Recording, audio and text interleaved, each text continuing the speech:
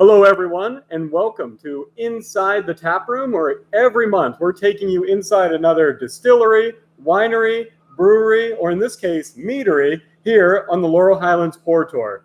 If you aren't a part of it yet, you can go and get your passport for free at lhpourtour.com.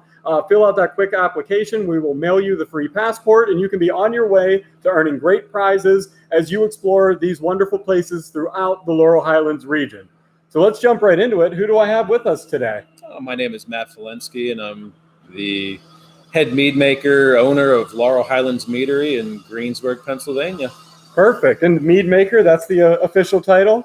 Pretty much, yeah. People sometimes call themselves a mazer, but that's actually the vessel that you drink out of. So it's kind of one of those nitpicky things. It's okay? Yeah. Well, it's good to know. I like to know the right terminology. Yeah, so head mead maker. So walk me through that. How did you get into the mead making business? So it was pretty much a hobby that went out of control.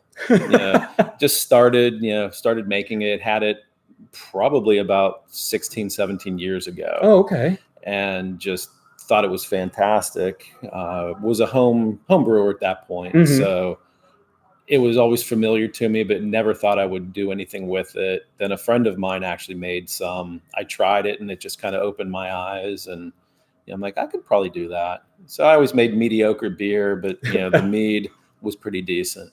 Right. So, and just downhill slope since then.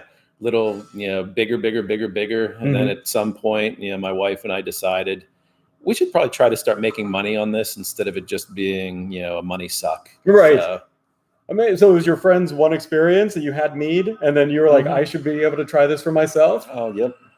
That's awesome. Yeah. So, let's talk more about, mead in general for people that don't know. What exactly is mead? So mead, I always say it's honey wine, but it does not have to be honey wine. Mm-hmm. It's honey-based beverages that is at least 51% honey. Okay. So that is, kind of the technical definition of mead. Any beverage, it's 51% or more honey. Nice. So we make two different styles. One is a honey wine, which is a little bit higher in alcohol, about 13.5%. Typically served still, more wine-like. Mm-hmm. And then we have the carbonated mead, which is about 7.5%. Chilled down, kind of more beer-like. Okay. I try to explain that to people that it's kind of wine-like, kind of beer-like, all still mead, but it's kind of just the way that you drink it. Oh, so it's more about, that it has honey as the first or like most major component, and then everything else you add in the process. And we do everything from ginger hibiscus here. We add hops, half maple syrup from Somerset County. That's awesome. All the honey is local. We do use some out of state orange blossom honey, but not as much as we do the local honey from Washington County. Oh, that's great. So it's good to see a commitment to supporting local, not just that you are a local business, but you're getting all of these ingredients from local businesses as well. Yeah, we try to stay local when we can. It's not always possible, but for the most part, we try to use the local resources because there's a lot of really awesome people here in the Laurel Highlands. That's perfect. So you get the honey from Washington County. Who do you use for your maple? So we've used a few different places in Somerset County. We've used Paul Bunyan, Bear Brothers. We've got some honey from Aaron, drawing a blank on his last name. Honey comes from Badillion's Honey Farm in Washington. Yeah, but that's great. I mean, Bear Brothers is a partner of the Laurel Highlands, so it's nice to see those familiar names. Or you could go on the Maple Tasting Tour and meet some of those people, and then see how their ingredients are used right here in Greensburg. And that's what we've done. We've gone on the different maple festivals and what have you, and try products. And we're like, I like that one. You see that they've won some awards, so that always kind of is another little tick mark to. Exactly. So you're always researching, even when you're out exploring. Yeah. Yep. What are you looking for flavor-wise? Like, what piques your interest when you taste something and you're like, I could use that here in the tap room? That's a good question, because pretty much anything, Mhm. it all just depends on, what we're doing, where we are. It could be at the, Ligonier Country Market. Mhm. We're up there at like every other Saturday. So we've got to make, some friends up there with different people. So we'll, stop at different booths, and Mhm. they might have, beets or, flowers or something that we'd like to use. That's awesome, man. I mean, it doesn't get any more local than that. It seems like that is the most organic process I've heard of for discovering a flavor too. Yeah, and a lot of it is just, talking to people, Mhm. seeing what they make, what they do, and a lot of times their passion too. That they're Mhm. just super excited about what they're doing, and we love that. I mean, I love that too. That's why the Pour Tour works, is because I Yeah. get to meet people like you, and I see that passion. Not just for the selling it and the making it, but like you said, the discovery of the whole thing. It's like it's an entire process from the beginning, the first idea, all the way to the bottle. And Right. I think that comes through, and I think that's why so many people like going out and exploring on the Pour Tour. Oh, and we've got so many people that come in. I don't know what mead is, but it's on the Pour Tour, so I want my sticker. And, and I mean, that's one way to look at it. Mhm. But then when they try it and they're like, "Wow, this is actually really good. I had no idea." Nice. So we've converted a lot of people, to mead fans, Right. and that's huge for us, because being a meadery, pretty much nobody knows what it is. Mhm. We like to joke it's the oldest fermented beverage nobody's ever heard of. Right. It's changing now, in the last few years, especially in the last 5 years. Mhm. But still, mead is very widely unknown, Mhm. and like I said, we're changing that, one person at a time. That's awesome. Yeah, I mean, I would say, like, for me, like, outside of maybe like fantasy novels or things like that, or you hear people about mead halls, Right. Like that. Like, I haven't really heard it in a more modern context. Right. I was actually told that the word amazing actually comes from being drunk on mead. That the maize part, is ties back to mead. Oh, okay. I've never done the research on that, but I'm pretty willing to bet that's it, Mhm. because they, the Vikings had pretty much words for everything, and most of it was being drunk on mead, Mhm. going to the mead hall, the mead path that goes to the mead hall. So, Okay. a lot of history there that just kind of fell by the wayside. Is that our direct history with it is through Vikings, or did they discover and first make that? So nobody actually knows where mead was first originated. Pretty much anywhere that there were bees. Mm-hmm. Some of the thoughts are that hunter-gatherer people would have some kind of a pouch that they would carry water in, Mm-hmm. but then they would stumble across a bee's hive, and there would be honey, and they definitely want to keep that, because there's no stores that you can go to get any kind of sweetener. Right. And they would mix that honey and water together, and it would kind of slosh around and be warm, and it would start fermenting from the yeast that's in the air around us. Wow. And they would take a sip of that, and then they would start seeing little bubbles, and they kind of started putting two and two together. Mm-hmm. They said the same thing with maybe a fallen log that collected water and had bees, bees hive in it. Really? They collected that water, and it made them feel funny. So like accidental chemistry is what we have to thank for. That's what I want to believe. Yeah, no, I love that story. But, pretty much anywhere there were bees, Mhm. people would collect the honey. A lot of times beekeepers would wash, the comb to get all the honey out, and that's what they would turn into, their mead. Okay. So it's always been there, but always kind of hidden away a little bit. Exactly. So yeah, this has always been like, I don't know, a mysterious beverage in a way. Like we still don't know a ton about its origins. No, I mean, there's been tests that have been done that have found clay pots in China that date back, 9,000 BC. Mm-hmm. That have like a remnant of honey and rice and some fruits in it. Mm-hmm. So they know it's been around at least that long, but they're stating some people 40,000 years.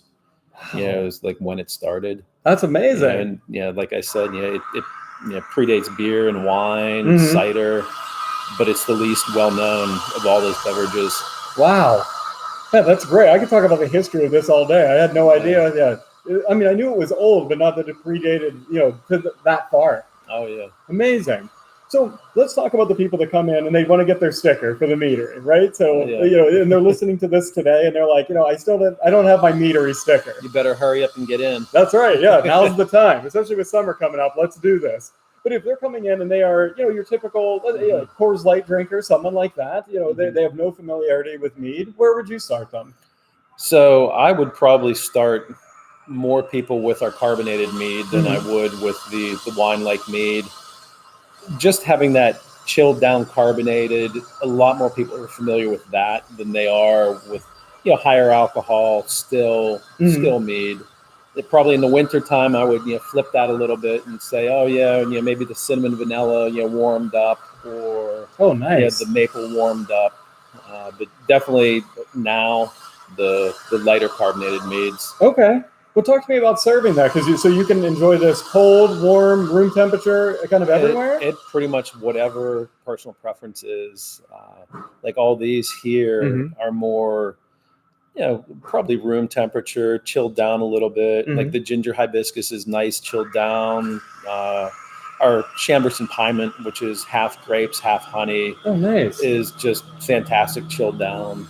Yeah, so it's nice and refreshing, relaxing. That sounds really good, especially when it's getting hot out and everything. Oh yeah, man. Yeah, we'll have that at the country market, and people they love that one. Yeah, we chill it down, and they enjoy that a lot. Perfect. Yeah, you're hot out there as you're hunting down good produce. So that's probably what everyone is looking for. Yeah, absolutely. Okay, so lots of different ways to come in and try something new and to enjoy it. A lot of different ways. Again, I didn't even know it had. I didn't know there were all these different preferred ways you could drink it. It's all pretty much personal preference. Right. Yeah, people tell us, oh, I love to have it with ice. I love to warm it up. I love to just have it room temperature, chill down a little bit. So it's all what you like. And people always say, well, what do you prefer? Whatever you prefer. Yeah. This is yours. We're making it for you. The way I drink it, you might not enjoy. So it's all about what you want the most. I like that, and I'm a bourbon fan too. So I like that there's a lot of different ways to do it, and you can have it room temperature, or I like to just drop an ice cube in it, and that's totally fine. Right. So that's good about just finding your own way to enjoy it how you like the best. Right. Awesome.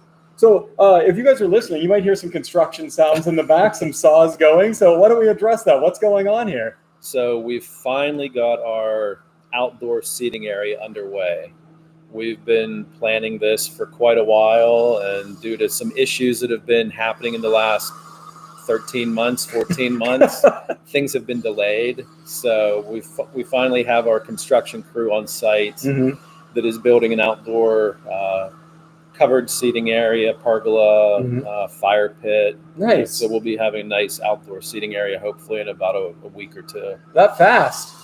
That's what they're saying. So perfect. So we're recording end of May. So we're talking first, second week of June. We're going to have great outdoor seating here. Fingers crossed. So do you want to talk more about your locations, about where we are here and where else we can find you? Yeah. So our Greensburg location is at 1400 Broad Street in South Greensburg. So it's pretty much right at the intersection of Route 119 and Route 30. And we're both tasting rooms are open, Wednesday, Thursday, Friday, 5 to 8, and then Saturdays, 12 to 7. Might be expanding the hours a little bit more with the summer coming. Great. We just need to kind of play that a little bit by ear. But our second location is in downtown Irwin on 4th Street, 106 4th Street, same hours. I like the Greensburg location a little bit more. It's a little bit bigger, the outdoor seating area. Right. This is our production area too, so we kind of like this place. Exactly. So do you give tours or anything here if you want to see how everything gets made? We don't necessarily give tours, but we will show people if they want to see. It's not pretty. It's pretty packed, and I don't want to say disorganized because there's always a method to my madness. Right. But yeah, we definitely can give tours. A lot of times people just don't understand, and it's pretty much the same process as making grape wine. So we don't crush anything. We just basically mix the honey and water together. Okay.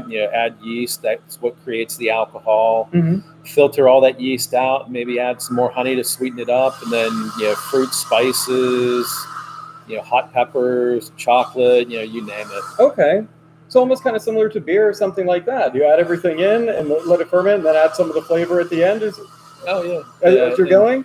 We like to say there's more varieties of mead than there are beer. Okay. Yeah, because and I guess that isn't necessarily true, but we like to tout mead more than beer. Right.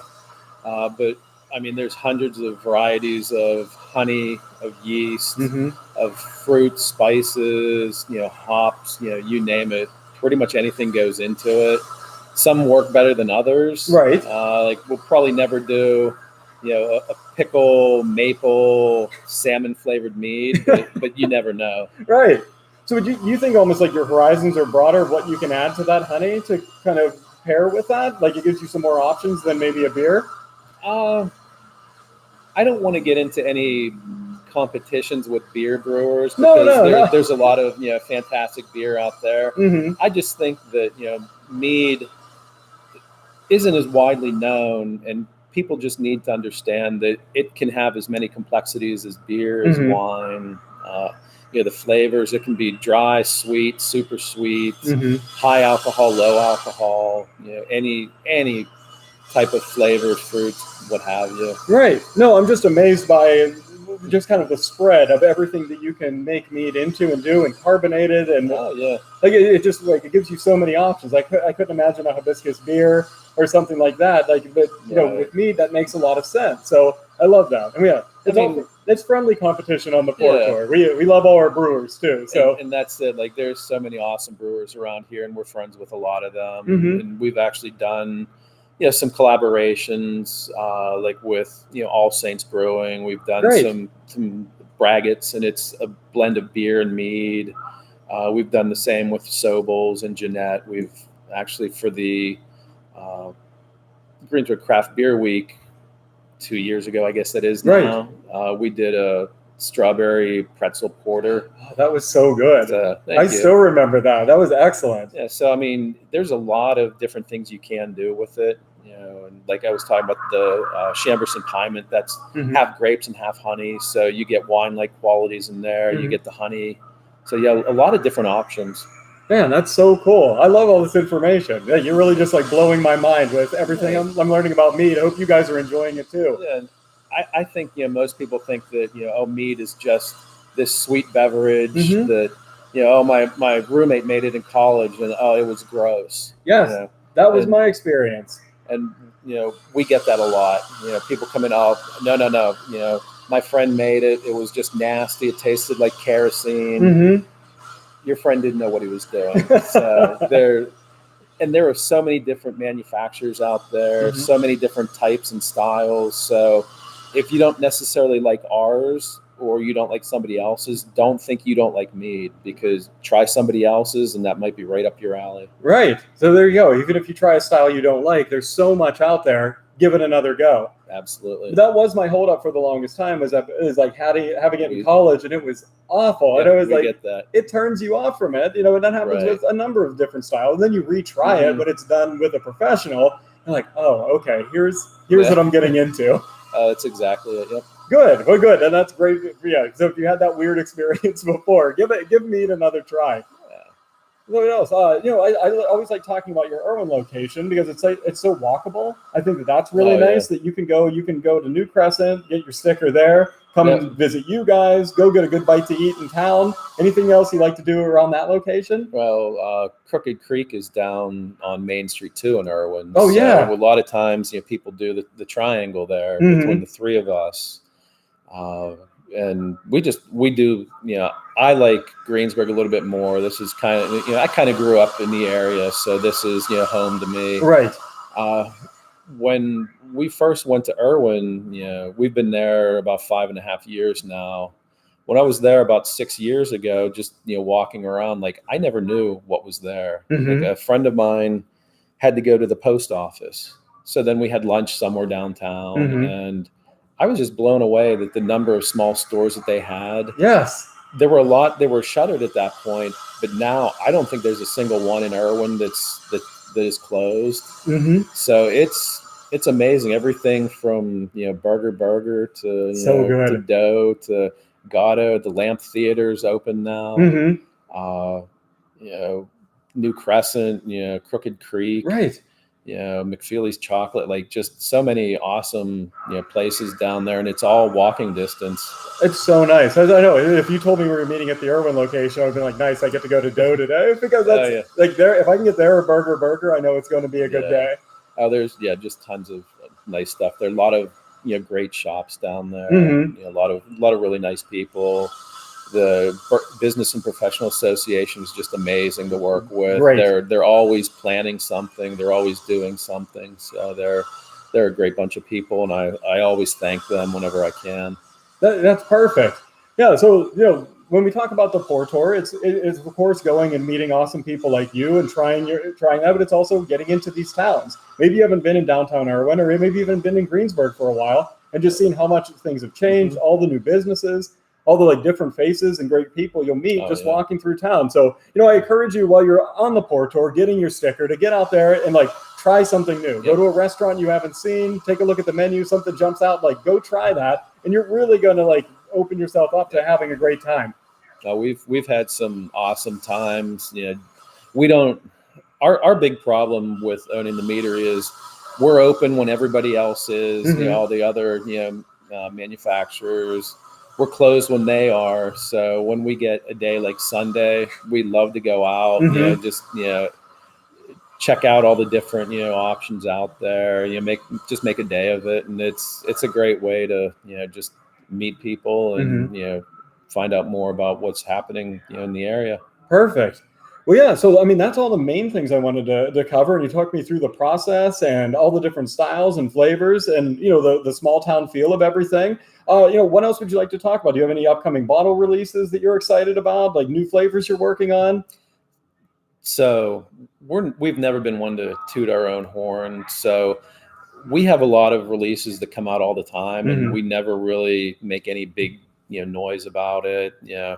We'll probably talk about the outdoor area here, but we're always releasing new flavors. So if you haven't been in a while, there's probably a few new ones that we have. The carbonated meads are always changing, so we always have new flavors there.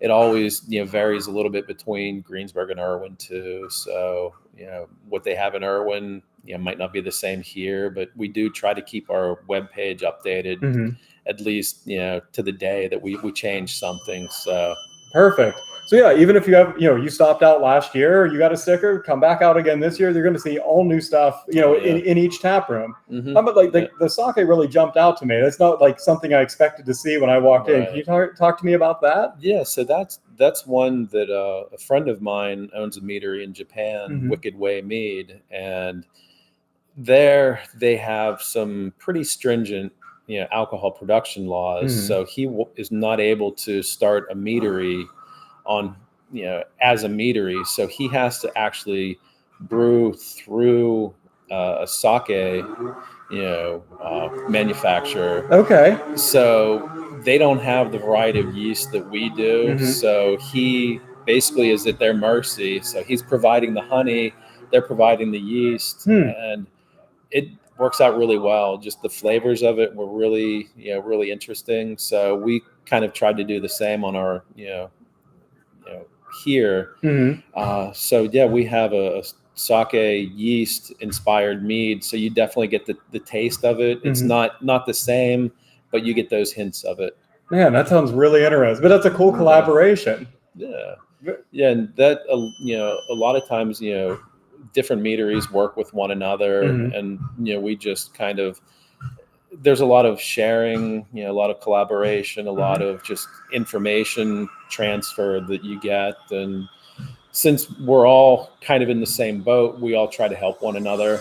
So it's a nice community there too, kind of spread all over the U.S. and the world. But the internet makes everything a little bit smaller, right? Closer. So, I mean, there's like the World Beer Cup and all those. Are there awards for like the best wine when everyone can get together? Or the best mead? So there is the big one is the Mazer Cup. Okay. Mazer Cup International, and it's usually held in March, I believe it is, in Colorado. Nice. So I don't believe they've had it this year or last year. Mm-hmm. But it's pretty much the big event for mead, and we actually did win a gold medal in that a few years ago for our semi-sweet traditional mead. Yeah, that's fantastic. Congratulations. Thank you. Good. Well, hopefully then they're able to have that again. If not this year, then next. I hope so. And, a lot of events are now starting to open back up. Mm-hmm. A few things that have been canceled now said, we're kind of tentative right now. So, they're in September, October. So. Mm-hmm. Hopefully everybody, is good to go by then. Perfect. Oh, so yeah, we'll just end with events here. Do you have any events like lined up once the outdoor space is ready, or is it just going to be out to hang out and relax, or what are your plans? So up to this point, we really haven't done food trucks, bands, anything like that. We've been kind of waiting for this area. And it's also, kind of building up a little bit. We've been here about, it'll be 2 years in September. Mm-hmm. So, we've kind of just been gearing up.